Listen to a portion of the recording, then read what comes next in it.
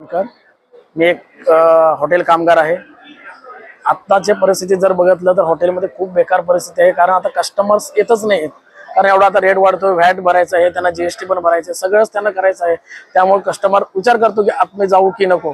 जर कस्टमरच नाही आपल्याकडे आले तर धंदा कसा होणार, आणि धंदा जर झाला तर आम्हाला शेड पगार देणार, आणि आता हॉटेल बंद होणार, शेड आम्हाला कामावरून काढून टाकणार। मग आमचं घर कसं चालणार? आमची मुलं, आमचं लोन आम्ही कसं करायचं, मुलांचं शाळा कशी शिकवायची, आम्हाला हा पुढचा प्रश्न आहे। असं तर खूप आता म्हणजे एवढा टेन्शन मध्ये आम्ही असतो की आम्हाला म्हणजे काय करायचं काही नाही करायचं असं वाटतं। आणि आता एक आमच्यासाठी एक हॉटेलच असं आहे ना, ते आमच्यासाठी ऑप्शन एकच आहे की हॉटेल।